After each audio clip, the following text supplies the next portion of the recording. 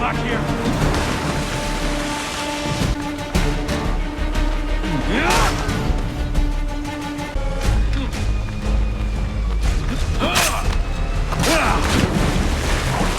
Hey, where do you think you're going?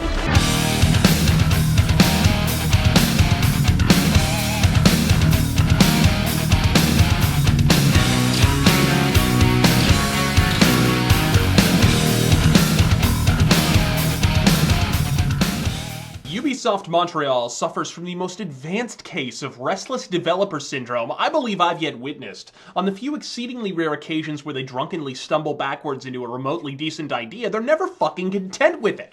Rather than tightening up the frayed ends of what could have been a magnificent Game of the Year title like they attempted to do with the second Assassin's Creed, they throw the maternity ward out with the bathwater in a gratuitous attempt to reinvent the fucking wheel. Rainbow Six doesn't need set pieces, Splinter Cell doesn't need mark and execute, and Assassin's Creed needs naval warfare like Cloud Strife needs additional belt buckles. Ubisoft, listen to your fans! We are officially saying when! It's so preposterously simple, Ubisoft, and be sure to perk up an ear as well after your recent lobotomization of the Hitman franchise, IO Interactive. Are you ready? Think you have a writing implement and some snack-worthy perishables at hand? Dandy. Here goes.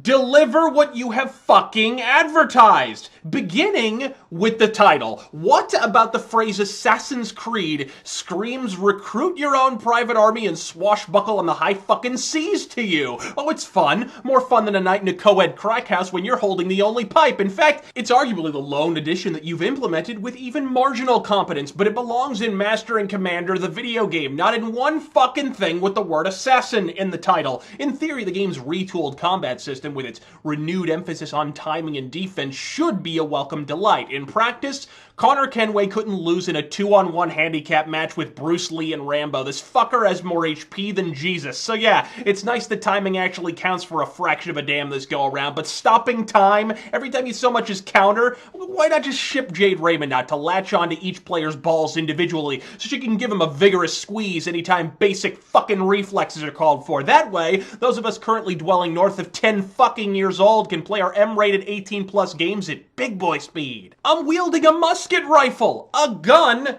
with a fucking sword at the end. You don't need to give me magic powers that stop time too. I'm fine with losing on occasion. And speaking of which, this is one area where I really began to lose myself in the game a bit. See, Assassin's Creed 3, while an unmistakably bad game, is probably the most immersive, occasionally entertaining bad game I've ever played in my life. While racking my brain to discern why this is, I arrived at the conclusion that by throwing so much disparate, inappropriate shit at the wall, the laws of probability denote that at least one or two things are going to fucking stick. The improved ranged combat, use of weapons, and theatrical over-the-top method of instantly counter-killing definitely being one of those areas. Sure, I'm so jaded I need to snort unicorn ashes just to get a buzz at this point, but when you watch Connor slam a bayonet into a man's jugular, remove it, then pry the fucker's head clean the fuck back like a morbid Pez dispenser, it's nevertheless hypnotically satisfying. If you experience an overpowering sense of deja vu while scaling this game's environments, not to worry, you're not having an acid flashback from that late 90s gang fuck at Christy Canyon's place. No, you've just become acquainted with the omnipresent red brick, vaguely churchy type nondescript important looking building that Ubisoft copies and pastes at will throughout Assassin's Creed 3. And by at will, I mean fucking everywhere. I have no fucking clue what these buildings are meant to represent in the year 1776, but if little has changed between 18th and 21st century Boston,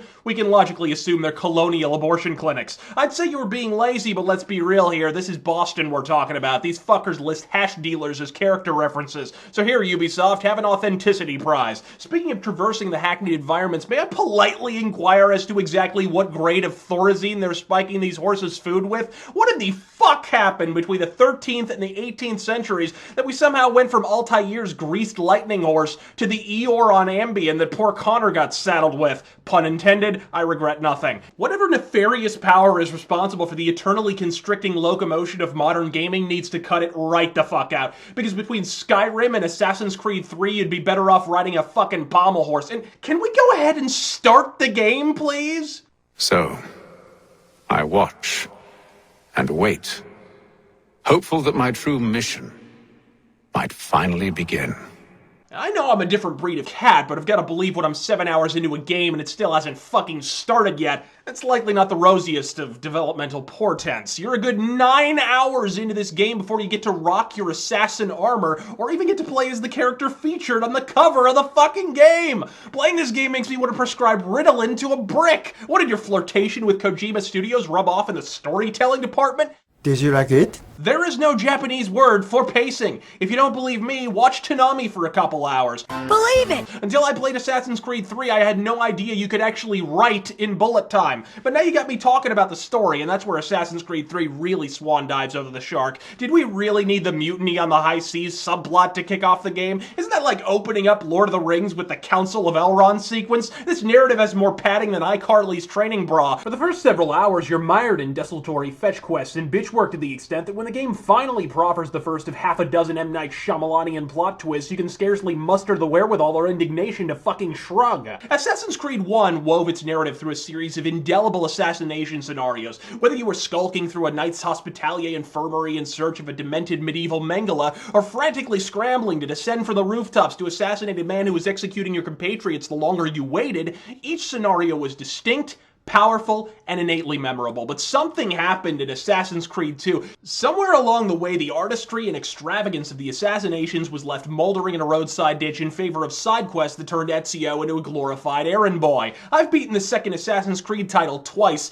I could not describe a fucking one of the targets I had to assassinate or the circumstances under which I took their lives. The third game doesn't even take baby steps to remedy that problem, and frankly, it's beginning to suck all the joy right out of the series. I'm sure the whirling typhoon of fictitious genetic memory pseudoscience is giving your writers a Herculean case of vertigo, but Ubisoft, is it really too much to ask for your art department to enroll in high school biology or even chemistry? Try and follow me. If Connor's English father fucked Connor's Mohawk Native American mother, and 9 months later she pinched out bouncing baby half-breed Connor, then why, in front-flipping fuck, does Connor's full-blooded, tea-swilling, tricorn hat-wearing, closed-circuit television monitoring British dad look more Indian than he does? Being Indian isn't contagious. One passionate night between the smallpox blankets with Sacagawea doesn't mean the next day you look like John fucking Redcorn, which again I might not even have noticed if I weren't playing as the guy for damn near 9 fucking hours.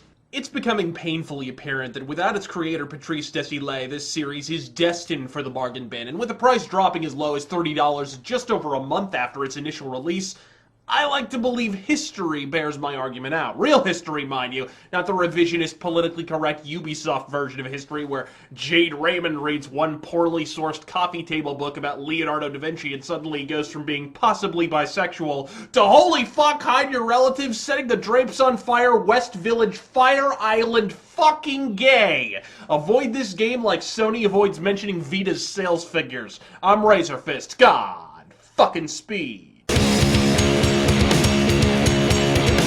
Die now, no more time.